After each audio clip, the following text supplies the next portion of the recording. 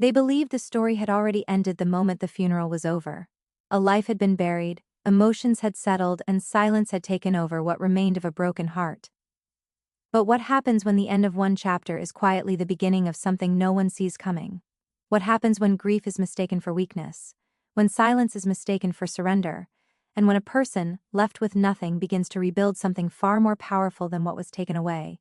This is not just a story about loss, it's about what unfolds in the aftermath of being abandoned at your most vulnerable moment. It's about the unseen strength that grows in silence, the thoughts that form when no one is watching, and the quiet transformation that begins when everything familiar disappears. Because sometimes, the people who are left behind are not the ones who are defeated. They are the ones who were given the rarest opportunity to see clearly, think deeply, and rise differently, and what looks like an ending can become the starting point of a reversal no one ever anticipated. Stay with this story because what begins in silence does not always end the way people expect. The first moment after a devastating loss is often described as silence, but it is not the peaceful kind. It is heavy, disorienting, and filled with an emptiness that feels almost physical. When someone loses a life partner, especially after years of shared routines, memories, and emotional dependence, the mind struggles to process the sudden absence. The world continues moving, but internally everything feels paused, as if time itself refuses to make sense of what has happened. This emotional vulnerability is not just sadness, it is a fragile state where judgment, strength, and clarity are all weakened at once. In this condition, even the simplest decisions become overwhelming.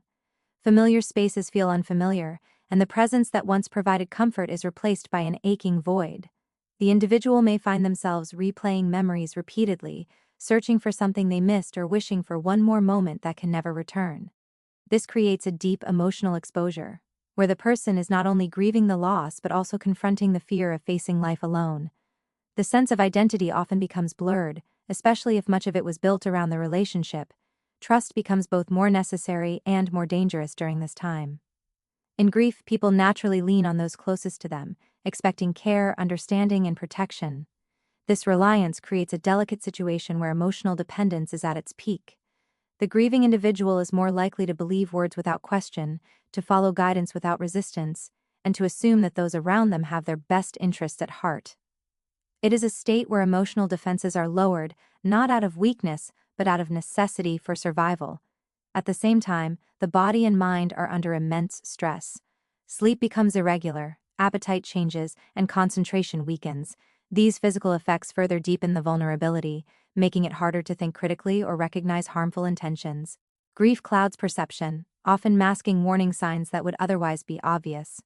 The individual becomes more susceptible to influence, manipulation, or neglect, simply because their energy is consumed by trying to cope with the loss.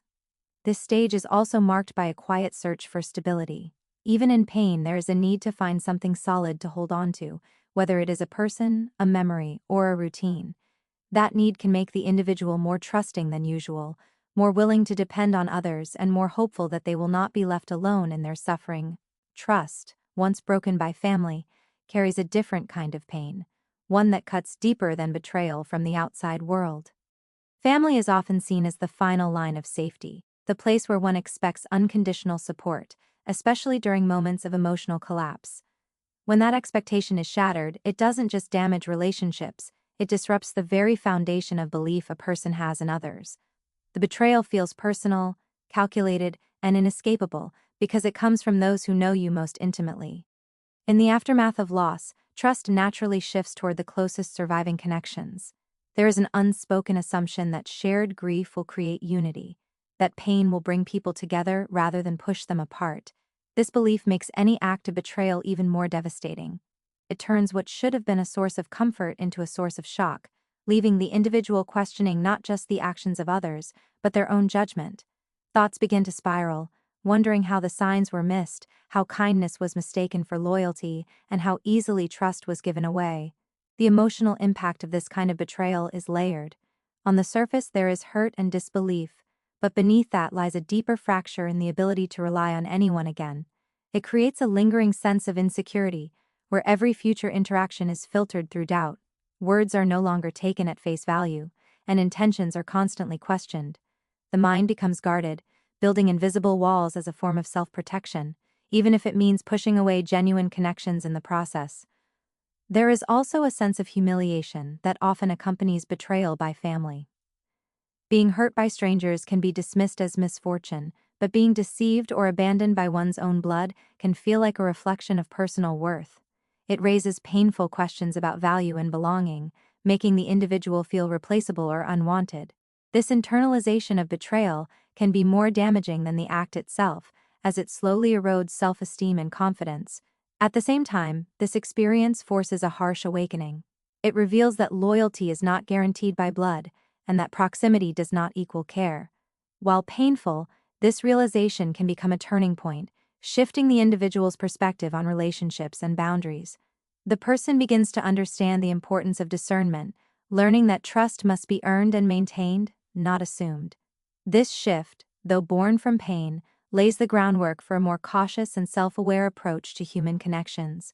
Isolation during a moment of grief is not just about being physically alone, it is the overwhelming sense that no one truly sees or understands the depth of what is happening inside. When loss occurs, especially one as profound as losing a life partner, there is an instinctive need for closeness, for reassurance that someone is present to share the emotional weight. When that presence is missing, the silence becomes heavier, turning inward and amplifying every thought and feeling. In such moments, the mind often drifts into a state of disbelief mixed with helplessness. There is a longing for familiar comfort, for a voice that once made everything feel stable, but instead there is only absence. This absence is not neutral, it feels active, almost suffocating, as if the world has quietly stepped back and left the individual to face an unbearable reality alone. The lack of support intensifies the pain, making it feel sharper and more consuming than it might have been if shared. Emotional isolation also creates a disconnect between the inner experience and the outer world. While everything inside feels chaotic and overwhelming, the outside world continues as if nothing has changed. People move on, conversations shift, and routines carry forward, which can make the grieving individual feel invisible. This contrast deepens the sense of loneliness, reinforcing the idea that their pain exists in a space no one else can access or understand. There is also a psychological effect where isolation begins to distort perception. Without external grounding, thoughts can spiral unchecked, often becoming more negative or self-critical. The individual may start questioning their worth, their decisions, or even their right to feel supported. This internal dialogue, left unchallenged, can grow louder and more convincing, further trapping the person in their own emotional world. At the same time, isolation removes the natural outlets that help process grief. Without someone to speak to or lean on, emotions remain bottled up, building pressure over time. This can lead to sudden emotional breakdowns or a numbness that feels equally distressing. The absence of shared moments of mourning, such as conversations, memories, or even silent companionship, makes it harder to move through the grieving process in a healthy way. In this state, even small gestures of connection can feel distant or unreachable. The individual may want support but feel unable to ask for it, either out of fear of rejection or a belief that no one will truly understand. This creates a cycle where isolation feeds on itself, growing stronger with time and making it increasingly difficult to break free from its hold. Hidden resentment within family dynamics often develops quietly over time, buried beneath routines, obligations, and unspoken expectations.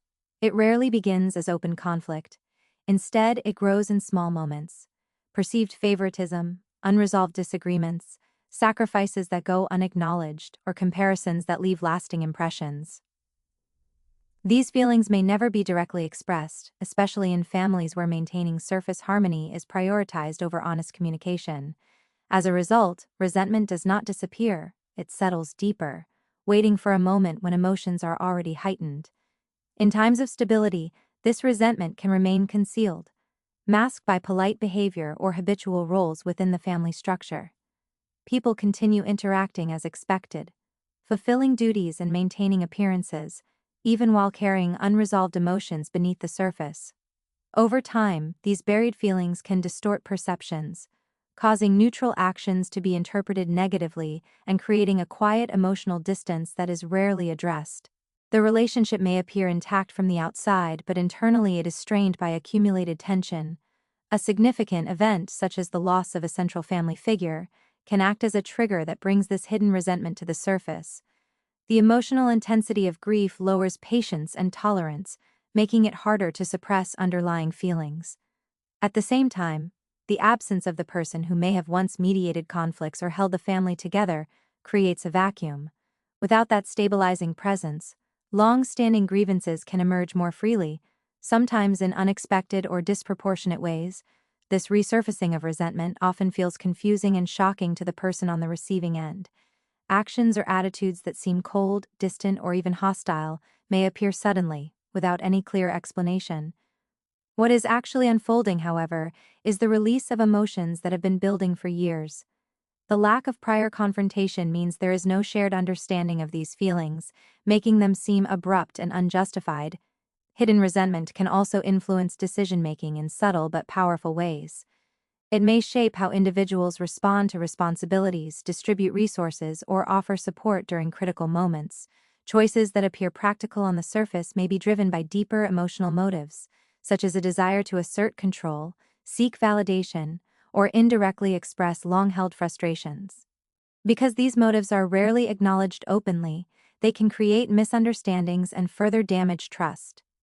In such situations, the family dynamic shifts from one of assumed unity to one marked by underlying tension and unpredictability. The absence of open communication allows resentment to continue influencing behavior, often escalating conflicts or leading to actions that permanently alter relationships.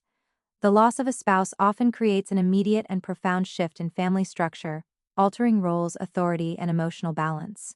When one partner passes away, especially if they were a central figure in decision-making or emotional support, a vacuum is left behind. This absence does not remain empty for long. Instead, it becomes a space where new dynamics begin to form, sometimes quietly and sometimes abruptly. The balance that once existed is disrupted, and individuals within the family may begin to reposition themselves, consciously or unconsciously, in response to the change. This power shift can manifest in various ways.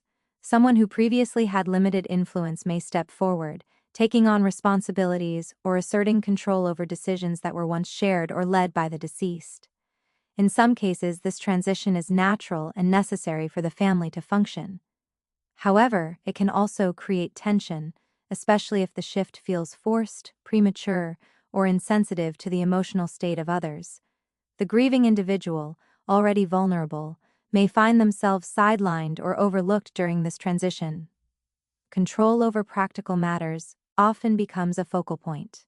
Decisions about finances, property, living arrangements, or daily routines may suddenly be handled by someone else, sometimes without full transparency or inclusion. This can create a sense of displacement, as if the person who should have a voice in these matters is no longer being heard. The shift is not just logistical, it carries emotional weight, reinforcing feelings of loss and diminishing the individual's sense of autonomy. There is also a psychological aspect to this change. Those stepping into positions of control may feel a need to assert stability or demonstrate capability, particularly in the absence of the person who once held authority. This can lead to overcompensation, where decisions are made quickly or firmly to establish dominance in the new dynamic. At the same time, underlying emotions such as fear, insecurity, or even unresolved resentment can influence how this power is exercised. For the person who has lost their partner, this shift can feel like a second loss. Not only are they grieving the absence of a loved one, but they are also experiencing a gradual erosion of their role within the family. The identity they once held, as an equal partner, a decision-maker, or a source of guidance, may begin to fade, replaced by a position that feels more passive or dependent. This transition can be deeply unsettling, as it challenges both their sense of belonging and their sense of control over their own life. Over time, this imbalance can either stabilize into a new, healthy structure or deepen into conflict and disconnection, depending on how openly the changes are acknowledged and how fairly responsibilities and authority are distributed. Financial motives and inheritance conflicts often surface most sharply after the death of a family member, especially when assets, property, or money are involved. What might have once been a stable or even loving relationship can become strained as attention shifts toward distribution and control of resources. In many cases, these tensions do not begin at the moment of loss but have existed quietly beneath the surface, only becoming visible when there is something tangible at stake. The presence of inheritance introduces a different kind of urgency into family interactions. Decisions that might otherwise have been approached with patience and care are now influenced by perceived entitlement, fear of losing out, or comparisons between what each person believes they deserve. This can create an environment where actions are no longer guided purely by emotional bonds, but by calculations of gain and loss. Even small details such as who receives a particular item or how assets are divided can take on disproportionate importance. For the grieving individual, this shift can feel deeply unsettling. At a time when emotional support is most needed, conversations may instead revolve around legal documents, financial accounts, or property arrangements. The focus on material matters can feel cold and transactional, as if the value of the person who passed away is being reduced to what they left behind. This contrast intensifies feelings of isolation and can lead to a sense of being overlooked or used. Conflicts often arise when expectations are unclear or when there is a lack of transparency. If wills, agreements, or prior discussions were not clearly defined, family members may interpret the situation in ways that benefit their own interests. Misunderstandings can quickly escalate into disputes, with each side believing their position is justified. In some cases, individuals may take advantage of the grieving person's vulnerability, making decisions or influencing outcomes without full consent or awareness. There is also a psychological element tied to inheritance that goes beyond money. Assets can carry symbolic meaning, representing recognition, love, or status within the family. Receiving more may be seen as validation, while receiving less can feel like rejection or devaluation. These emotional interpretations can intensify conflicts, turning what should be a practical process into a deeply personal struggle. Over time, these financial tensions can leave lasting damage on relationships. Trust may be eroded, communication may break down, and the sense of unity within the family can be permanently altered.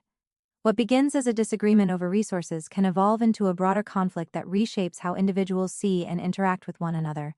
Emotional abandonment and physical abandonment are often linked, but they are not the same, and the difference between them can shape how deeply a person is affected.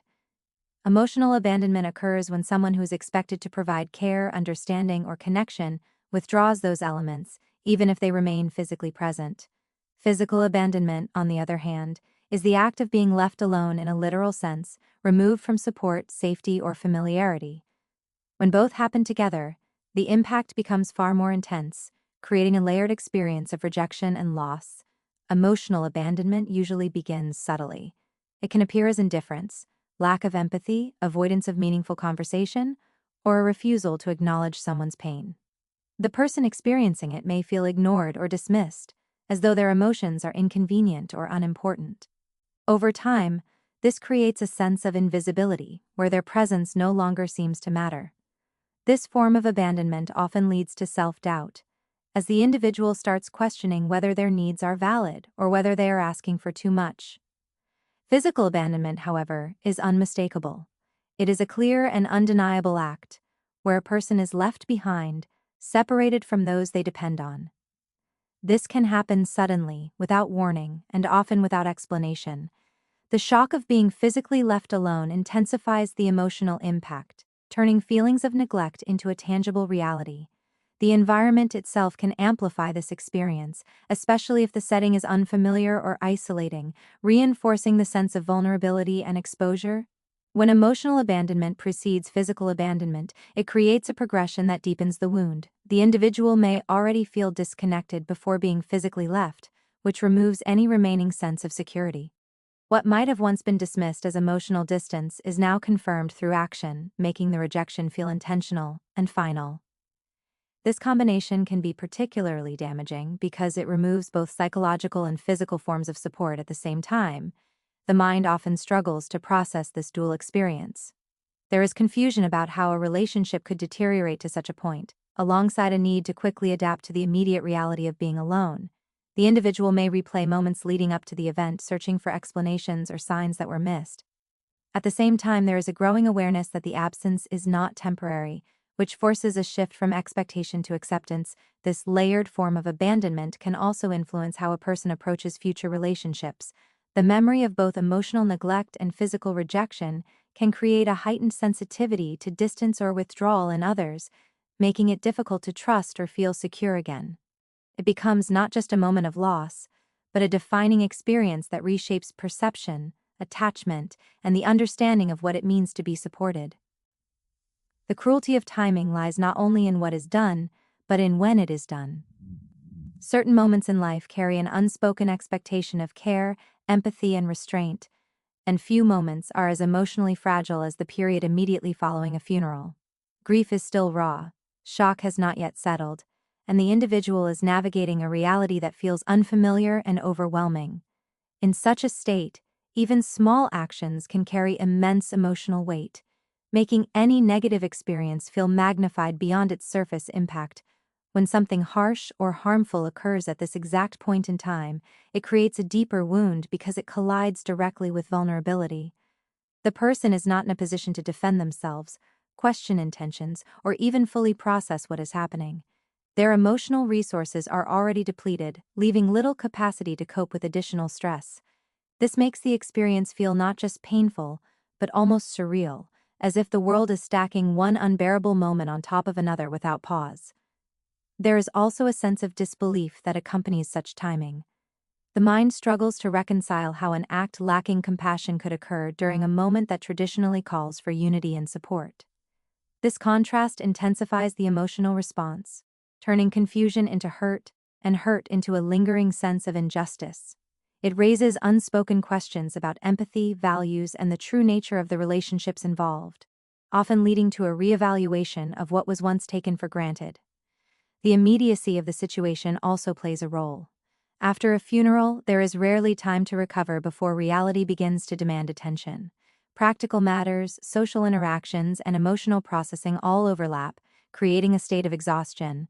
Introducing an act of cruelty during this already overwhelming period can push the individual beyond their emotional limits, making it harder to respond or even react in the moment.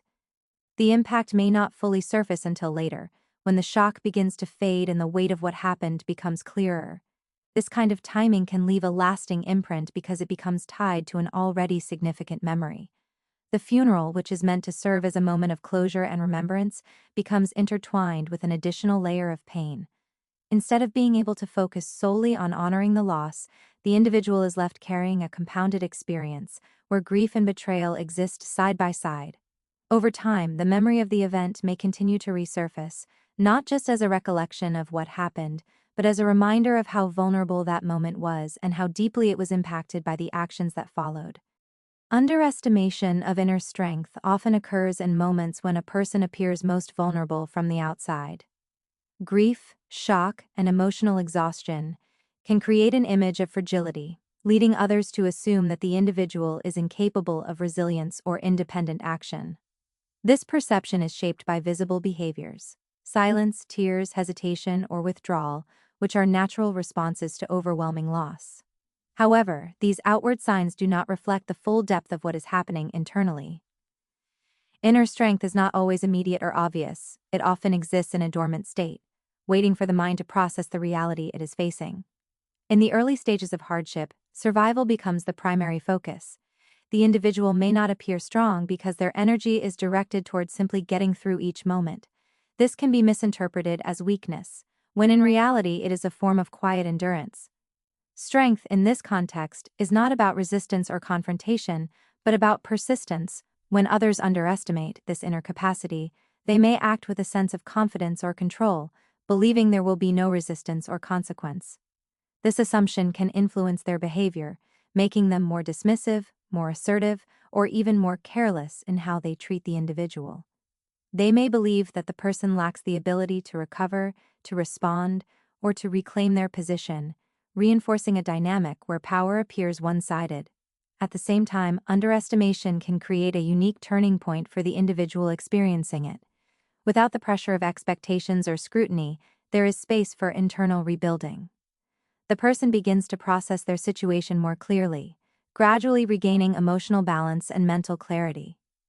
As this happens, the strength that was once hidden starts to take form, not as a sudden transformation, but as a steady and deliberate shift in mindset.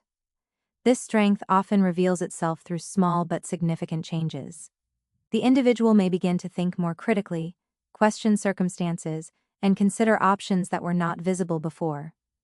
There is a movement from passive experience to active awareness, where the person starts to recognize their own agency. This shift is subtle at first, but it lays the foundation for more decisive actions in the future. The gap between how others perceive the individual and what they are actually capable of becomes increasingly important.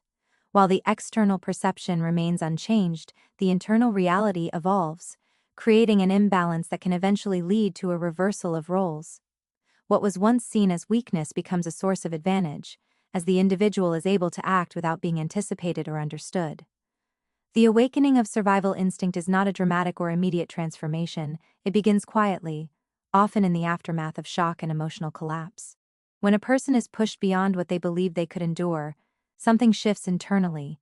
The mind, which may have been overwhelmed by grief, confusion, or fear, starts to reorganize itself around a single priority, continuing forward. The shift is not driven by motivation or hope in the beginning, but by necessity. At first, this instinct appears in small, almost unnoticeable ways. It might be the decision to take a step forward instead of standing still, to find shelter, to seek help, or simply to keep moving despite exhaustion. These actions are not fueled by confidence, but by an underlying drive that resists complete surrender. Even when the individual feels emotionally drained, there is a part of them that refuses to stop, creating a quiet but persistent push toward survival. As this instinct strengthens, it begins to influence thought patterns. The mind gradually moves away from questions that cannot be answered, such as, "Why did this happen?" and toward more immediate concerns like, "What needs to be done next?" This shift in focus is crucial because it redirects energy from rumination to action. The person starts to prioritize practical decisions, even if they are small, which helps rebuild a sense of control that may have been lost. There is also a growing awareness of the environment and circumstances. The individual becomes more alert, more observant, and more attuned to potential risks or opportunities. This heightened awareness is not always comfortable, but it serves an important function. It allows the person to navigate uncertainty with greater caution and intention, reducing the likelihood of further harm and increasing the chances of finding stability. Emotionally, the awakening of survival instinct does not eliminate pain. Rather, it changes the way pain is experienced. Instead of being completely consumed by it, the individual begins to carry it while still functioning. Grief and fear remain present, but they no longer paralyze action. This coexistence of emotion and movement is a key aspect of resilience, as it enables progress without requiring the absence of suffering. Over time, this instinct becomes more structured and deliberate. What began as basic survival evolves into planning, decision-making, and the gradual rebuilding of life. The individual starts to think beyond immediate needs, considering longer-term outcomes and possibilities. This progression marks the transition from simply enduring circumstances to actively shaping them. The transformation from victim to strategist does not happen in a single moment. It unfolds gradually as awareness replaces shock and clarity begins to take the place of confusion. In the initial stage of hardship, the individual often experiences events passively, reacting rather than directing, overwhelmed by circumstances that feel beyond control. This phase is marked by emotional intensity, where decisions are influenced more by pain and disbelief than by intention. However, as time passes and the immediate impact begins to settle, a shift starts to occur within the mind. This shift begins with observation. The individual starts to look at what happened with a more analytical perspective, noticing patterns, behaviors, and underlying motives that were not fully visible before. Instead of focusing solely on the emotional weight of the experience, there is a growing curiosity about how and why events unfolded the way they did. This does not remove the pain, but it creates distance from it, allowing space for clearer thinking. With this awareness comes a change in mindset. The individual begins to recognize that while they may not have controlled what happened, they still have influence over what happens next. This realization is subtle but powerful, as it introduces the idea of agency. Rather than seeing themselves only as someone who is wronged, they begin to consider their own role in shaping outcomes moving forward. This marks the early stages of strategic thinking. Planning becomes a natural extension of this shift. The person starts to think ahead, considering different possibilities, weighing risks, and identifying opportunities. Decisions are no longer made impulsively or purely based on emotion, they are guided by intention and foresight. Even small choices are approached with greater care, reflecting a deeper understanding of consequences and long-term effects. There is also an element of emotional discipline that develops during this transition. While emotions remain present, they are no longer allowed to dominate every decision. The individual learns to pause, to evaluate, and to respond rather than react. This control does not mean suppressing feelings, but rather managing them in a way that supports clearer judgment. As this transformation continues, confidence begins to rebuild, not from external validation but from the recognition of one's own capability. The individual starts to trust their judgment again, relying on their ability to assess situations and make informed decisions. This growing confidence reinforces the shift, strengthening the strategic mindset and making it more consistent. The change from victim to strategist ultimately reshapes how the individual engages with the world, turning a position of vulnerability into one of awareness, intention, and calculated action. Silent endurance is often misunderstood because it does not announce itself. It is not loud, visible, or dramatic. Instead, it exists in the background, where a person continues to carry pain without expressing it outwardly. In difficult situations, especially those involving betrayal or abandonment, there is a period where the individual chooses or feels forced to remain quiet. This silence is not always a sign of weakness or submission, but a way of processing, observing, and preserving energy while emotions are still overwhelming. During this phase, the person may appear passive to others. They may not argue, confront, or demand explanations, which can lead to the assumption that they have accepted their situation or lack the strength to respond. In reality, much is happening beneath the surface. Thoughts are being organized, emotions are being sorted, and a deeper understanding of the situation is slowly forming. This internal activity requires focus and restraint, as reacting too quickly could lead to decisions driven by anger or pain, rather than clarity. Endurance in silence also serves as a form of protection. By not revealing their full emotional state or intentions, the individual creates a space where they can regain control without external interference. This distance allows them to assess the behavior of others more accurately, noticing patterns and inconsistencies that might have been overlooked in a more reactive state. It becomes a period of quiet observation, where information is gathered without drawing attention. At the same time, enduring in silence requires significant emotional strength. Holding in reactions, especially when deeply hurt, can be mentally exhausting.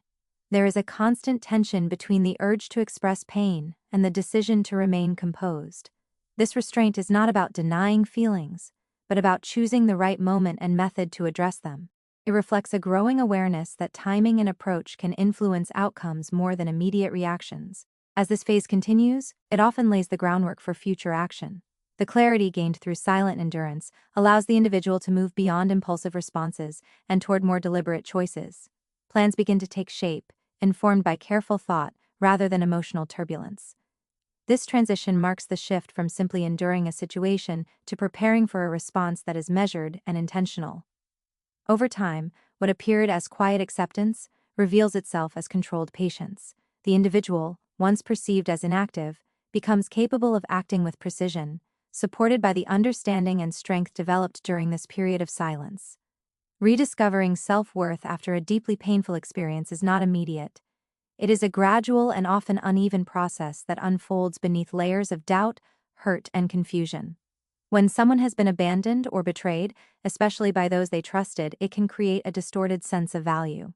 The individual may begin to internalize what happened, questioning whether they were somehow responsible or whether they deserved the treatment they received. This internal narrative can quietly erode confidence, making it difficult to see oneself clearly. At the beginning of this process, self-worth is often tied to the opinions and actions of others. If those closest have acted in ways that suggest disregard or rejection, it becomes challenging to separate those actions from personal identity.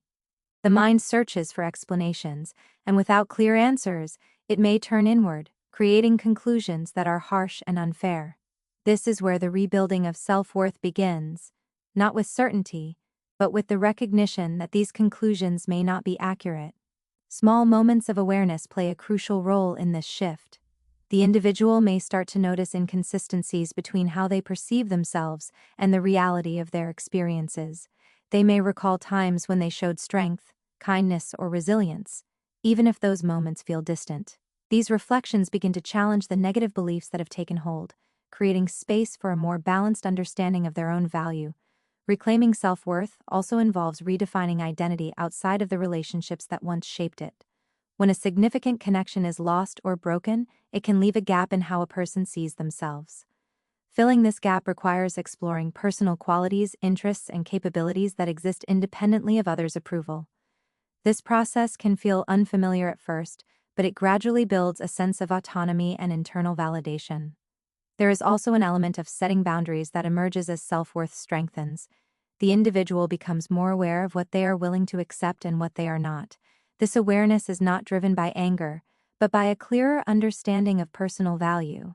It leads to more intentional choices in relationships and interactions, reducing the likelihood of repeating harmful patterns. Over time, self-worth shifts from something fragile and externally influenced to something more stable and internally grounded. The individual no longer relies solely on others to define their value, but instead develops a sense of confidence rooted in their own understanding of who they are and what they deserve.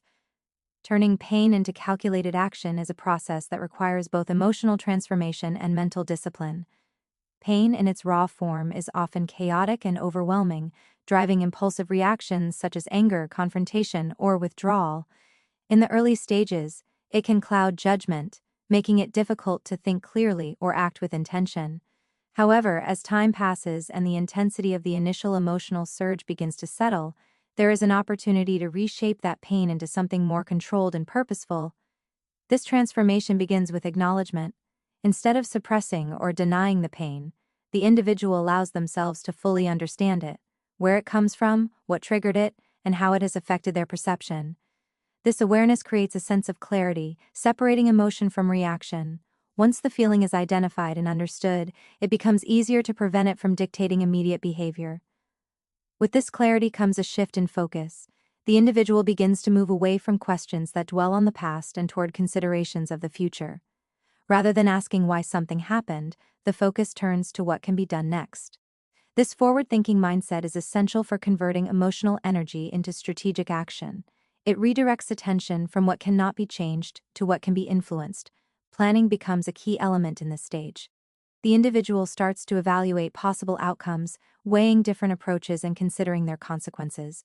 Actions are no longer driven by the need for immediate relief but by the desire for meaningful results. This requires patience, as calculated decisions often take time to develop and execute. The willingness to wait, observe, and refine a plan reflects a growing sense of control over both emotions and circumstances. There is also an important balance between emotion and logic that develops during this process. While pain remains a motivating force, it is no longer the sole driver. Logic provides structure, helping to shape actions in a way that aligns with long-term goals rather than short-term satisfaction. This balance allows the individual to act with precision, ensuring that each step contributes to a larger objective. As pain is channeled into deliberate action, it gradually loses its ability to overwhelm. It becomes a source of energy, rather than a source of instability, fueling decisions that are thoughtful and measured. This shift marks a significant change in how the individual relates to their experience, transforming what once felt like a burden into a tool for purposeful movement forward. Unexpected allies or support systems often emerge in moments when familiar sources of help have failed or disappeared. These connections are not always part of the original circle of trust. In fact, they frequently come from places the individual may not have considered significant before. When someone experiences abandonment or betrayal, their expectations of support are usually tied to those closest to them.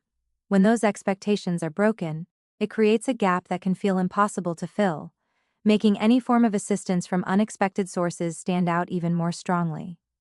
These allies can take many forms. They might be acquaintances, distant relatives, neighbors, professionals, or even strangers who step in at a critical moment.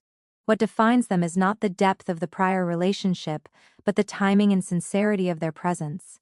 In situations where emotional vulnerability is high, even small gestures, offering guidance, providing information, or simply being present, can have a significant impact. These actions can restore a sense of stability, even if only temporarily, helping the individual regain footing during a period of uncertainty. There is often an element of surprise in these interactions, as the individual may not have expected support from these sources. This can shift their perspective on trust and connection, challenging the assumption that only close relationships provide meaningful support. It highlights the idea that compassion and reliability are not limited to familiarity, and that genuine care can come from people who have no obligation to offer it. At the same time, the presence of unexpected allies can create a contrast with those who fail to provide support. This comparison may lead to a reevaluation of existing relationships, as the individual begins to distinguish between assumed loyalty and demonstrated actions. Trust becomes less about history and more about consistency in behavior, allowing for a more grounded understanding of who can be relied upon. These support systems also play a role in rebuilding confidence. Knowing that help can come from different directions reduces the sense of isolation and reinforces the idea that the individual is not entirely alone. It creates opportunities for new connections and experiences that might not have been considered otherwise, opening paths that extend beyond the limitations of past relationships. Over time, these unexpected alliances can contribute to a broader network of support, one that is built on choice rather than obligation, and on mutual respect rather than expectation. Rebuilding life from nothing is not a single act, but a series of small, deliberate steps taken in the absence of certainty. When everything familiar has been stripped away, whether it is emotional security, financial stability, or a sense of belonging, the starting point feels unclear and unstable. There is no clear path forward, only the awareness that the previous structure no longer exists. This realization can be overwhelming, as it forces the individual to confront not only loss, but also the responsibility of creating something new without a foundation to rely on. In the early stages, the focus is often on meeting immediate needs. Stability, in its simplest form, becomes the priority. This might involve finding a safe place to stay, securing basic resources, or establishing a routine that brings some sense of order to the chaos. These actions may seem small or insignificant, but they serve as the first building blocks in a larger process. Each step, no matter how minor, contributes to a gradual restoration of control. As this initial stability begins to take shape, the individual starts to think beyond survival. There is a slow shift from reacting to circumstances toward shaping them. Decisions become more intentional, guided by lessons learned from past experiences. Mistakes and setbacks are no longer just sources of pain, but also sources of insight, helping to inform better choices moving forward. This learning process is essential, as it allows the individual to avoid repeating patterns that may have contributed to their previous situation. Rebuilding also involves redefining identity. When life changes drastically, the roles and labels that once defined a person may no longer apply. This creates an opportunity, though often an uncomfortable one, to explore new aspects of self. Interests, skills, and values that were previously overlooked may begin to surface, offering new directions and possibilities. This exploration is not always linear. It involves trial and error, moments of doubt, and periods of uncertainty. There is also a psychological aspect of resilience that develops during this process. Each challenge faced and overcome reinforces a growing sense of capability. Confidence is rebuilt not through external validation, but through lived experience, as the individual proves to themselves that they can adapt and endure. This internal strength becomes a key resource, supporting further progress and reducing reliance on circumstances that are beyond control. Over time, what once felt like nothing begins to take shape into something structured and meaningful. The new life that emerges may look different from what existed before, but it is often built with greater awareness, intention, and independence. Legal or financial comeback planning begins at a point where emotions have settled enough to allow clear thinking, yet the memory of what was lost or taken remains strong. It is not driven by impulse, but by a deliberate decision to regain stability, control, and fairness through structured means. After experiencing betrayal, abandonment, or financial displacement, the individual starts to recognize that recovery is not only emotional but also practical. There is a need to restore what has been disrupted, and this requires careful consideration of available options and consequences. The process often starts with gathering information, understanding legal rights, financial records, ownership details, and any existing agreements becomes essential. This stage is about clarity, where confusion is replaced with facts. The individual may revisit documents, seek professional advice, or research possible courses of action. Each piece of information contributes to a clearer picture of what can be done and what limitations exist, allowing for more informed decisions. Planning in this context involves setting realistic goals. Rather than attempting to resolve everything at once, the individual identifies specific areas that need attention, such as reclaiming assets, securing financial independence, or ensuring protection against further loss.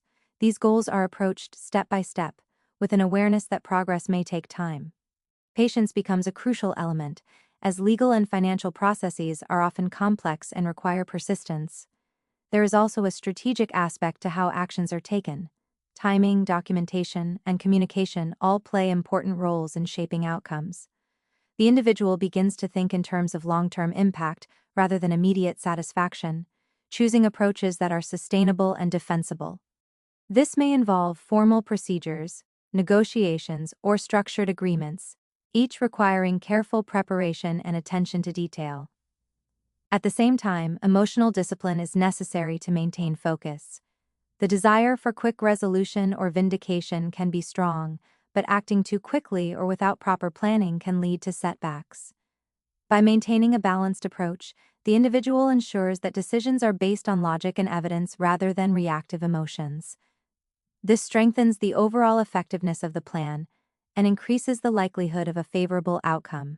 As the plan unfolds, there is a gradual restoration of control. Each completed step reinforces a sense of progress, reducing feelings of helplessness and replacing them with confidence.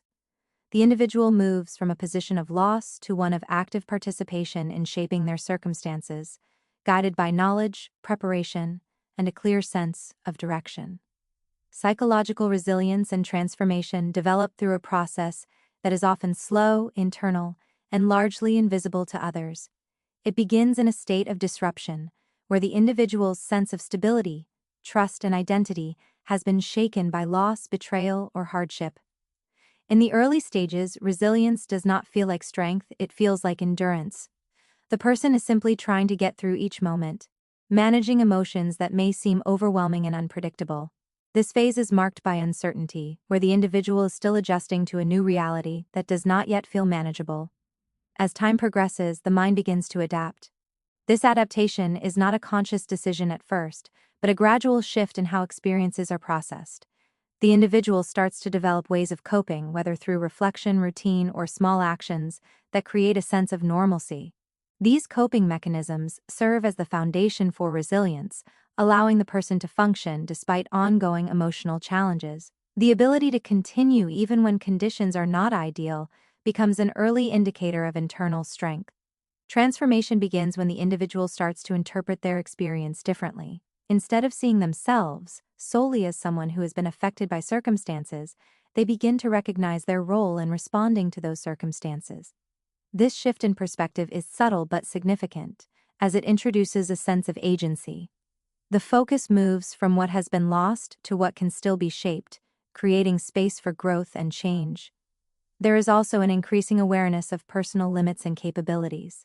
Through repeated challenges, the individual gains a clearer understanding of what they can endure and how they respond under pressure. This self-awareness contributes to more effective decision-making, as actions are guided by experience rather than assumption.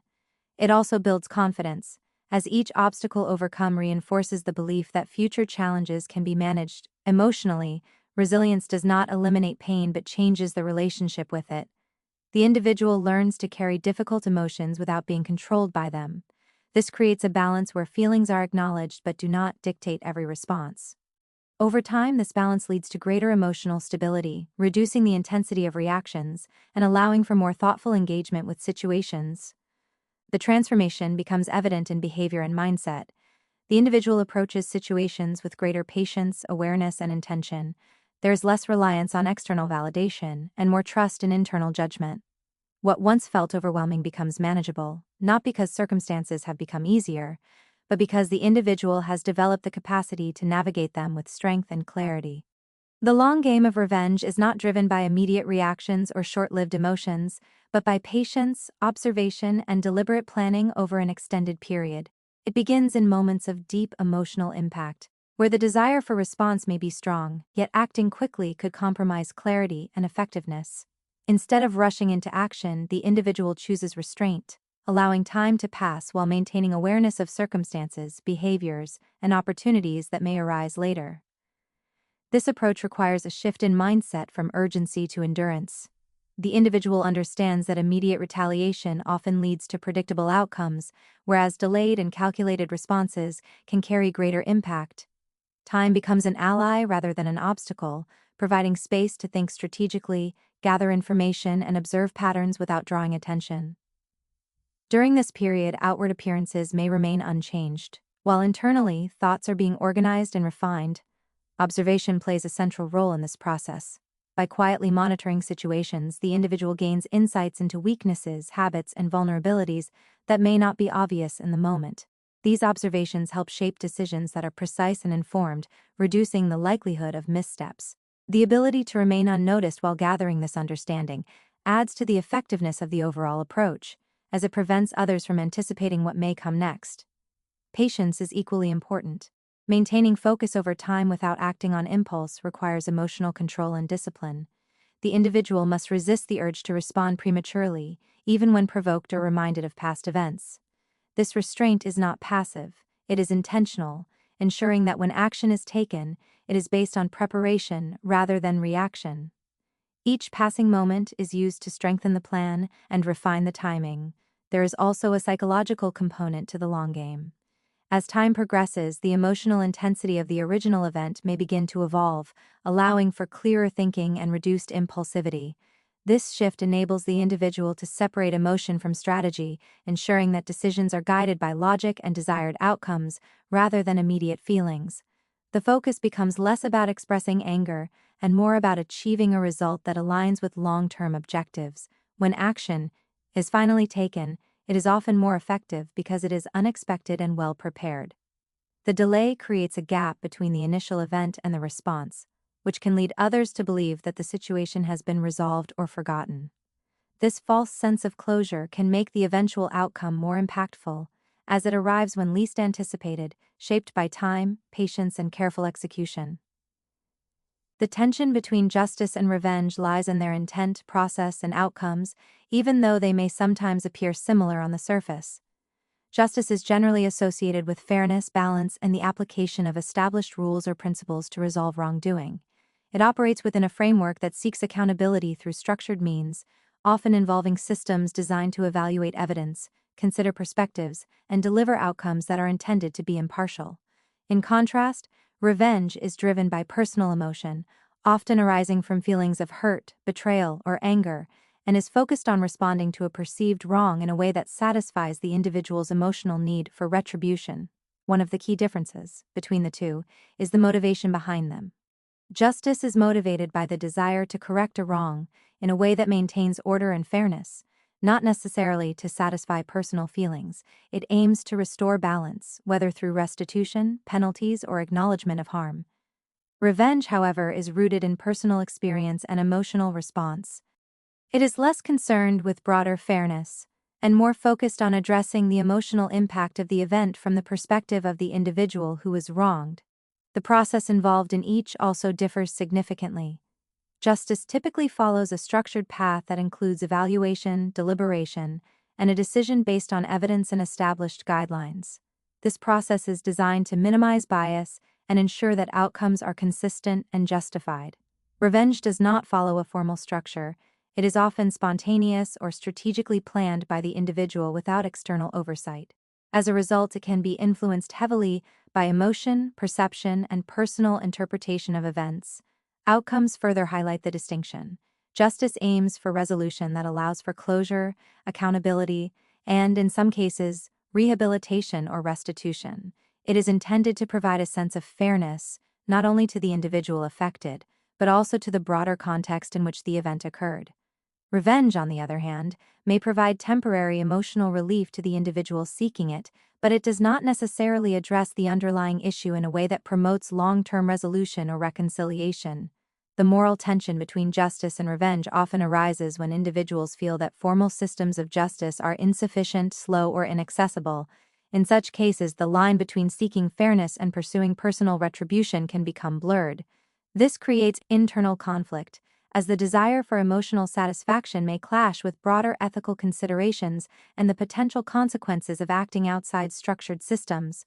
Emotional closure and retaliation represent two very different responses to the same painful experience, yet they often emerge from the same place of hurt, loss, or betrayal. Emotional closure is an internal process, focused on understanding, acceptance, and the ability to move forward without being consumed by past events. It involves coming to terms with what has happened, acknowledging the reality of the situation, and gradually releasing the emotional hold it has on the mind. This process does not require external validation or acknowledgement from others. Instead, it is centered on personal resolution and inner peace. Retaliation, on the other hand, is an outward response driven by the desire to respond to harm with equivalent or greater impact. It is often fueled by unresolved emotions such as anger, resentment, or a need for validation. While it may provide a temporary sense of relief or satisfaction, it does not necessarily address the deeper emotional wounds that remain. Retaliation focuses on action directed toward others, rather than reflection within oneself, and is often tied to the belief that balance can be restored through reciprocal actions. The path toward emotional closure requires a shift in focus from external events to internal processing. The individual begins to reflect on what happened, why it affected them, and how it has shaped their perspective. This reflection allows for a clearer understanding of the situation, reducing confusion and emotional intensity over time. Acceptance plays a key role here, as it involves recognizing that certain aspects of the past cannot be changed, regardless of desire or effort. This acceptance does not mean approval, but rather acknowledgement of reality without resistance. In contrast, retaliation tends to keep the individual connected to the original event. By focusing on responding to the situation, attention remains tied to the source of pain, preventing full emotional detachment. This can create a cycle where the individual continues to relive the experience, reinforcing the emotions associated with it rather than moving beyond them. While retaliation may feel like a way to regain control, it often extends the emotional involvement rather than resolving it. Over time, the difference between the two approaches becomes more apparent in their long-term effects. Emotional closure leads to a gradual reduction in emotional burden, allowing the individual to rebuild their sense of stability and well-being. Retaliation, while impactful in the moment, may not provide lasting relief and can sometimes introduce additional complications or consequences. The contrast lies in direction. One moves inward toward understanding and release, while the other moves outward toward response and reaction, each shaping the individual's emotional journey in fundamentally different ways. The distinction between public and private consequences lies in how outcomes are experienced, perceived, and processed by both the individual and those around them. Public consequences are visible, often recognized by a wider audience, and can involve social judgment, reputation, or collective awareness of what has occurred. These consequences may unfold in environments where others are present, such as workplaces, communities, or social circles, where actions and their results are observed and interpreted by multiple people. The visibility of these outcomes can amplify their impact, as they are not only experienced personally, but also reflected through the perceptions and reactions of others. Private consequences, in contrast, are internal or limited to a smaller, more controlled environment. They may not be immediately visible to others, but they carry significant emotional, psychological, or practical effects for the individual involved. These consequences are often processed in solitude or within a close, trusted circle, allowing for reflection without external pressure. Because they are not exposed to public scrutiny, private consequences tend to influence the individual in a more personal and introspective way, shaping thoughts, emotions, and future decisions in a quieter but deeply meaningful manner. The difference between public and private consequences also affects how individuals respond to them. Public consequences can create a sense of urgency to react, explain, or defend actions, as the awareness of others adds a layer of social accountability. This can lead to heightened self-consciousness and a focus on managing perception as well as outcome. In some cases, individuals may adjust their behavior to align with expectations or to mitigate reputational impact, which introduces an external dimension to their decision-making process. Private consequences, however, allow for a more internalized response. Without the immediate influence of an audience, the individual has the opportunity to process events at their own pace, considering the implications without external judgment. This can lead to deeper self-reflection, as the focus remains on understanding the situation rather than managing how it is perceived.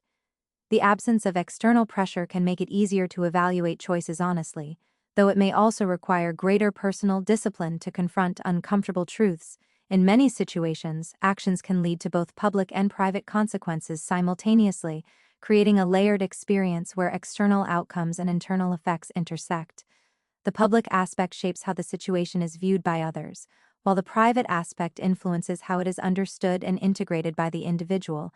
Together, they contribute to the overall impact of an event, affecting not only external relationships and reputation, but also internal growth, awareness, and future behavior.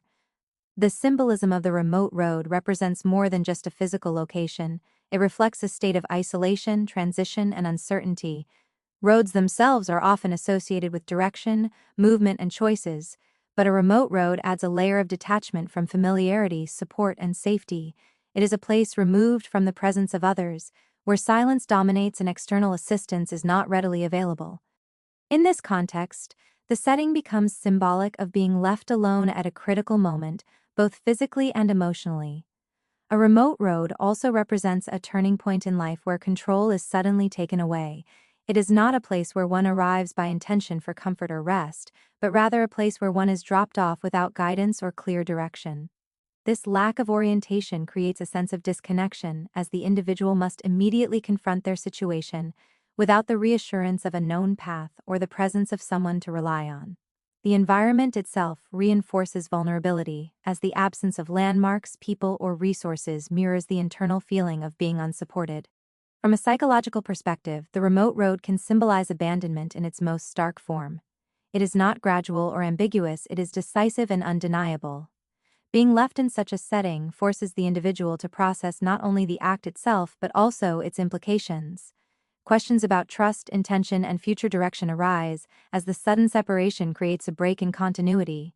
The individual is no longer part of a shared journey but is instead positioned at a point where they must redefine their path independently. At the same time, the remote road can also represent a moment of forced independence. While the initial experience may feel disorienting and harsh, it removes external influences and compels the individual to rely on their own judgment and resilience. With no immediate guidance, decisions must be made based on personal awareness and inner strength. This can lead to a gradual shift in mindset, where dependence is replaced by self-reliance and uncertainty begins to transform into determination. Symbolically, such a setting marks the boundary between what was and what will be. It is a point of departure from a familiar past and an entry into an undefined future. The emptiness of the surroundings mirrors the emptiness left behind by lost relationships or broken trust, while also holding the potential for new direction, depending on how the individual chooses to respond to the situation and move forward from that point. Reclaiming identity and independence after a life-altering experience is a gradual process that involves rediscovering who a person is beyond the roles, relationships, and expectations that once defined them. When someone has been closely tied to another individual or a particular family dynamic, their sense of self can become intertwined with those connections. In moments of loss, betrayal, or separation, that external structure may disappear or change significantly, leaving the individual with the challenge of understanding themselves outside of that context. The process begins with awareness. The individual starts to recognize that their previous identity was shaped not only by their own choices, but also by the influence of others. This realization can be both unsettling and liberating. It reveals that parts of their life were built around external validation, shared responsibilities, or imposed expectations, rather than purely personal desires. Acknowledging this creates space to explore what truly belongs to them as an individual. Independence, in this context, is not just about being physically self-sufficient but also about developing the ability to make decisions without relying heavily on others for direction or approval. This includes managing daily responsibilities, setting personal goals, and taking ownership of outcomes. As the individual begins to exercise this autonomy, they gradually build confidence in their ability to handle situations on their own, reinforcing a sense of capability that may have been previously overlooked or underdeveloped. Reclaiming identity also involves reconnecting with personal interests. values, and aspirations that may have been set aside. These elements help define individuality and provide a sense of purpose that is not dependent on external relationships. Engaging in activities, exploring new opportunities, and reflecting on personal preferences allow the individual to reconstruct a version of themselves that feels authentic and self-directed. There is often an emotional component to this journey as well. Letting go of past attachments, expectations, or versions of oneself can be difficult, especially when they were tied to meaningful relationships. However, this process is necessary for growth, as it allows the individual to separate their identity from circumstances that no longer exist or no longer serve them. Over time, this detachment creates clarity and emotional stability. As identity and independence are rebuilt, the individual develops a stronger internal foundation. Decisions become more aligned with personal values rather than external influence, and confidence grows from lived experience rather than dependency. This transformation leads to a more defined sense of self, where the individual is no longer shaped primarily by what they have lost, but by what they have chosen to become. The moment of reckoning represents a point where accumulated actions, decisions, and consequences converge, often bringing clarity to situations that were previously uncertain or unresolved. It is not always a sudden event, but rather the result of a process where truth, accountability, and outcomes align in a way that can no longer be ignored. In many cases, this moment emerges after a period of silence, observation, or gradual buildup, where underlying realities begin to surface and reveal the full picture of what has transpired. For the individual who has endured loss, betrayal, or hardship, the moment of reckoning can carry deep significance. It may mark the point where hidden intentions become visible, where patterns of behavior are understood, or where the effects of past actions finally come into focus. This realization often brings a sense of clarity, as questions that once seemed unanswered begin to make sense within the broader context of events. The confusion that once clouded judgment starts to lift, replaced by a more complete understanding of the situation. At the same time, this moment is not solely about external validation or recognition. It also reflects an internal shift where the individual recognizes their own growth, resilience, and transformation. The experiences that once felt overwhelming or disorienting are now seen through a different lens, one that acknowledges the journey taken to reach this point.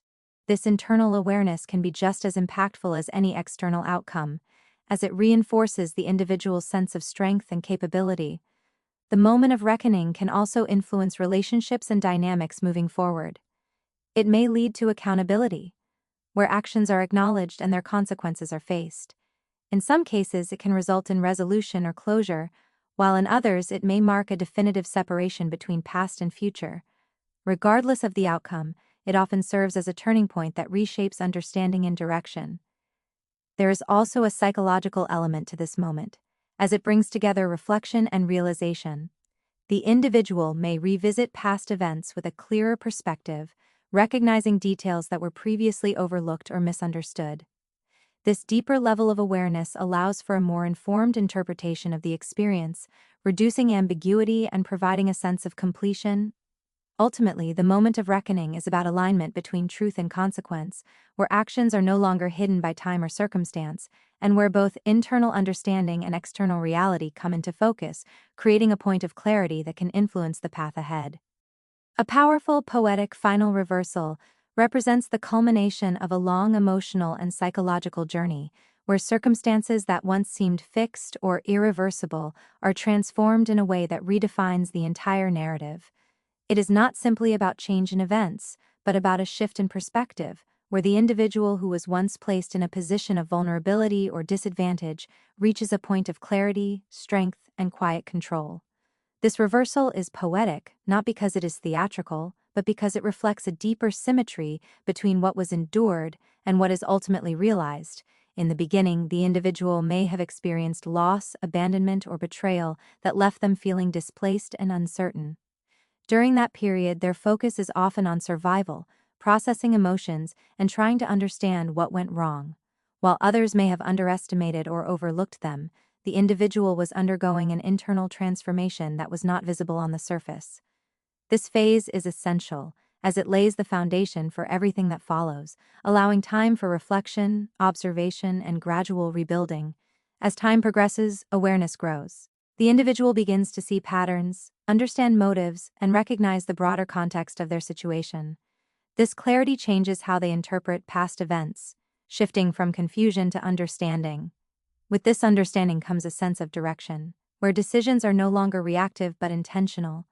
The emotional weight that once dominated their thinking starts to be balanced by logic, patience, and foresight. The reversal itself emerges when the balance of perception changes. What was once seen as weakness is now recognized as endurance. What was once interpreted as absence of action is revealed as quiet preparation. The individual, previously underestimated, now operates with a level of awareness that others may not anticipate. This creates a natural shift in dynamics, where expectations are no longer aligned with reality. What makes this reversal powerful is not the act itself, but the journey behind it. It reflects growth, resilience, and the ability to transform adversity into strength. There is a sense of closure embedded within this moment, where the past is acknowledged but no longer controlling the present. Instead of being defined by what happened, the individual is defined by how they responded and evolved over time. In the end, the final reversal symbolizes not just a change in circumstances, but a complete redefinition of identity and position, where the outcome feels aligned with the path taken to reach it, bringing together experience, understanding, and resolution in a way that completes the story without needing further explanation. In conclusion, this journey reflects how deeply a single moment can reshape a life, and how silence, pain, and isolation can slowly transform into awareness, strength, and clarity. What begins as vulnerability can evolve into resilience when the individual chooses to endure, observe, and rebuild, rather than remain defined by loss or betrayal. Each phase of the experience, grief, abandonment, realization, and growth, contributes to a larger transformation that is not always visible in the moment, but becomes undeniable over time. The path from being overlooked to becoming self-aware and grounded is neither quick nor easy, but it reveals the quiet power of patience, inner strength, and deliberate action. This story ultimately highlights that true change does not always come from confrontation, but from within. From the ability to adapt, to understand, and to rise beyond circumstances that once felt limiting.